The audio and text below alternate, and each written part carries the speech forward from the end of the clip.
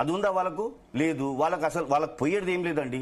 ఇప్పుడు హైదరాబాద్ లో ఎంతో మంది రోహింగ్యాలు పండ్లు పువ్వులు పంక్చర్ షాపులు నిర్వహిస్తున్నారు. వాళ్ళ రోహింగ్యాల వల్ల జరగని నష్టం కేవలం మార్గాడీలను టార్గెట్ చేయడం వల్లనే అక్కడ పోరు వాళ్ళు. అంటే హిందుత్వాన్ని దెబ్బతీయడానికి ఇది పన్ను. వీళ్ళు అక్కడ పోరు, వాళ్ళ దగ్గర పోరు. ఇప్పుడు ఓల్డ్ సిటీ బ్యాక్ సైడ్ మొత్తం పాపం రోహింగ్యాల్సే, మొత్తం రోహింగ్యాసే. ఓల్డ్ సిటీ కానీ, ఓల్డ్ సిటీ ఎందుకండి, ఈవెన్ బంజారాహిల్స్ లో జైరా నగర్ అని ఉంది, అక్కడ కూడా ఉన్నారు. కానీ వాళ్ళని అడ్డుకునే మనుషులు ఎవరు? వాళ్ళని పట్టకుండా. ఒక టాపిక్ వచ్చింది కాబట్టి చెప్తున్నాను. రోహింగ్యాస్ గురించి చాలా మంది అన్నారు కదా, Bandi Sanjay Rohingyas go back అన్నారు. ఆయనే కేంద్ర హోంశాఖ సహాయ మంత్రి కదా, ఎందుకు పంపించట్లేదు అని చాలా మంది సందేహం. కేంద్ర ప్రభుత్వం ఎందుకు రోహింగ్యాలను పంపించలేకపోతుందని చాలా సందేహం. ఇక్కడ ఏంటంటే కేంద్ర హోంశాఖలో ఒక డివిజన్ ఉంటుంది. ఎవరైతే వేరే దేశ పౌరులు మన దగ్గరికి వస్తారో వాళ్ళ వీసా గడువు అయిపోయిన తర్వాత, లేకపోతే ఇల్లీగల్గా వచ్చిన వాళ్ళు ఎవరైతే ఉన్నారో, లీగల్గా వచ్చిన వాళ్ళైతే వీసా ద్వారా వస్తారు, ఇల్లీగల్గా వచ్చిన వాళ్ళు గడువు దాటి వెళ్ళిపోతే కనుక దాన్ని ట్రాక్ చేసే మెకానిజం కేంద్ర హోంశాఖలో ఉంటుంది. ఇప్పుడు వచ్చిన రోహింగ్యాలందరూ కూడా 2014కు ముందు వచ్చిన రోహింగ్యాలు, 2014 కంటే ముందే వలస వచ్చిన వాళ్ళు, అంటే యూపీఏ ప్రభుత్వంలోనే వచ్చిన వాళ్ళు. అప్పుడు కేంద్ర హోంశాఖ మంత్రిగా చిదంబరం ఉన్నారు, రకరకాల వ్యక్తులు, సుశీల్ కుమార్ షిండే ఉండే కొన్ని రోజులు, తర్వాత చిదంబరం ఉండే. ఆ సమయంలో ట్రాక్ చేయలేదు. రోహింగ్యాలు వచ్చినా సరే, బంగ్లాదేశ్ నుంచి వలసలు వచ్చినా, వలస వచ్చినా సరే దాన్ని ట్రాక్ చేయలేదు. సో చేయకపోవడం వల్ల ఏమైపోయింది, ఇక్కడ చాలా చోట్ల స్థిరపడిపోయారు. బెంగాల్లో, ఓకే, తర్వాత బీహార్లో కిషన్గంజ్ జిల్లా మొత్తం డెమోగ్రఫీ మారిపోయింది. దేశంలో అత్యంత ఎక్కువ ముస్లిం పాపులేషన్ ఉన్న జిల్లా కిషన్గంజ్. బంగ్లాదేశ్ నుంచి మొత్తం ముస్లిమ్స్ బార్డర్ దాటి వచ్చేసారు. గతంలో అస్సాంలో కూడా ఇదే జరిగింది. బంగ్లాదేశ్ నుంచి వలస వచ్చి అక్కడ డెమోగ్రఫీ మారితే అస్సాం గణ పరిషత్ అన్నది ఏర్పాటైంది.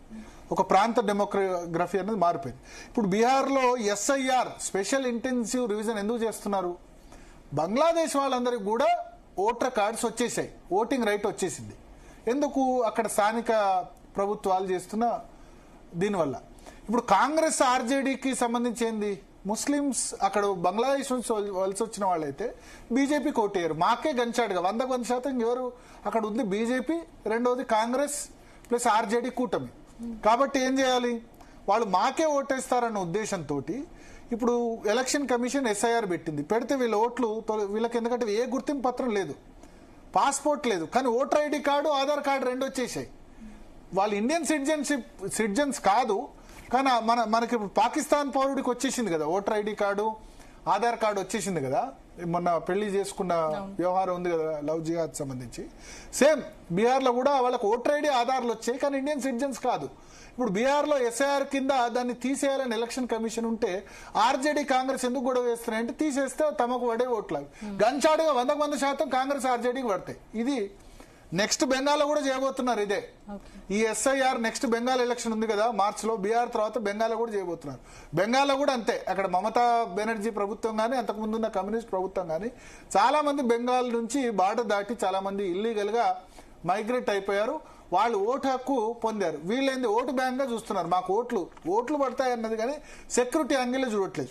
ఇప్పుడు హైదరాబాద్ లో కూడా ఈ రోహింగ్యాస్ వచ్చింది 2014కు ముందు.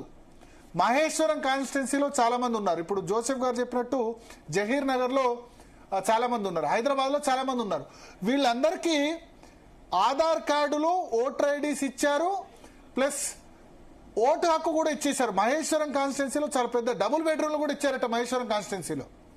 ఇక మీరు ఆలోచించండి, అంటే ఆ డెమోగ్రఫీ మారిపోయింది. ఏమని టీఆర్ఎస్ కానీ కాంగ్రెస్ కానీ వీళ్ళు మాకే ఓటేస్తారన్న ఉద్దేశంతో వాళ్ళకి ఓటర్ ఐడి కార్డు ఇచ్చేశారు, ఆధార్ కార్డు ఇచ్చేశారు, కానీ పాస్పోర్ట్ మాత్రం రాదు వాళ్ళకి. గుర్తుపెట్టుకోండి, పాస్పోర్ట్ ఉంటేనే ఇండియన్ సిటిజన్షిప్ అన్నట్టు.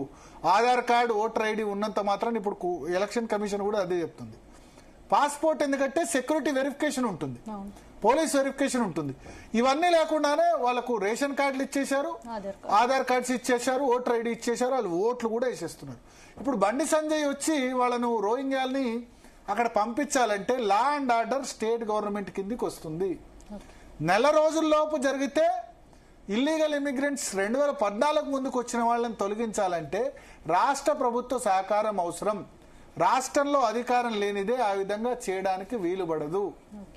ఇది చాలా మంది గుర్తుంచుకోవాలి. ఎందుకు కేంద్రంలో బీజేపీ అధికారంలో ఉన్నా హైదరాబాద్ లో రోహింగ్యాల్ని తరలించలేకపోతుందంటే వీళ్ళంతా 2014 ముందుకు వచ్చిన వాళ్ళు. అప్పుడు కేంద్ర హోంశాఖ నిర్వహిస్తున్న సుశీల్ కుమార్ షిండే గాని చిదంబరం గాని వాళ్ళు పట్టించుకోలేదు. ఇప్పుడు కేంద్ర హోంశాఖలో ఉన్నా సరే వీళ్ళను పంపించాలంటే లా అండ్ ఆర్డర్, శాంతి భద్రతలు అన్నది రాష్ట్ర ప్రభుత్వ పరిధిలోకి వస్తుంది.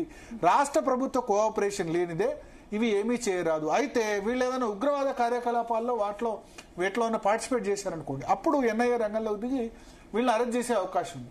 సో మొత్తం డాటా ట్రాక్ చేస్తుంది. కానీ రాష్ట్ర ప్రభుత్వం రేషన్ కార్డులు ఇచ్చిన తర్వాత కేంద్ర ప్రభుత్వం ఏం చేస్తుంది? నిజానికి అది కేంద్ర హోంశాఖ మంత్రి బండి సంజయ్ కిందే ఉంది.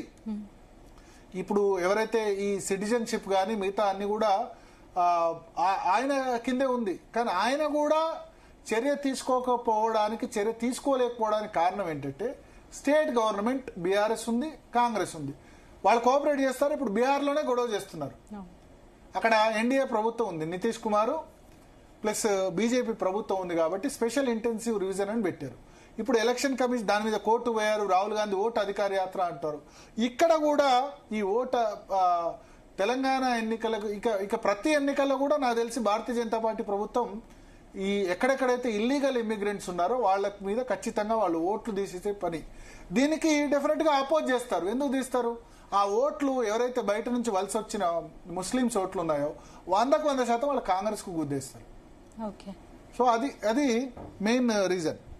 సో అది రోహింగ్యాలకు సంబంధించి ఎందుకు కేంద్ర ప్రభుత్వం చర్య తీసుకోవట్లేదంటే దానికి రాష్ట్ర ప్రభుత్వ కోఆపరేషన్ అవసరం. వీళ్ళందరికీ రేషన్ కార్డ్స్ వచ్చేసాయి, ఆధార్ కార్డ్స్ వచ్చేసాయి, ఓటింగ్ రైట్స్ కూడా వచ్చేసాయి. వాళ్ళ ఓట్లు కూడా టీఆర్ఎస్ కు కాంగ్రెస్ కు గుద్దేస్తున్నారు. వీళ్ళని ఇప్పుడు తీసేస్తే వీళ్ళు రచ్చ చేస్తారు. ఇప్పుడు రాష్ట్ర ప్రభుత్వ కోఆపరేషన్ అవసరం. రాష్ట్రంలో కేంద్రంలో ఒకటే ప్రభుత్వం ఉంటే అది సాధ్యం. ఇప్పుడు బీహార్ లో ఎందుకు ఎస్ఐఆర్ స్ట్రిక్ట్ గా ఇంప్లిమెంట్ చేస్తున్నారు? స్పెషల్ ఇంటెన్సివ్ రివిజన్ కేంద్రంలో ఉంది, రాష్ట్రంలో బీజేపీ ప్రభుత్వం ఉంది. ఎలక్షన్ కమిషన్ తో బలవంతంగా చేయించగలుగుతున్నారు. రేపు మమతా బెనర్జీ దగ్గర బెంగాల్ దగ్గర కూడా ఎస్ఐఆర్ ఉంటుంది. చూద్దాం, అప్పుడు చాలా పెద్ద రచ్చ జరుగుతుంది.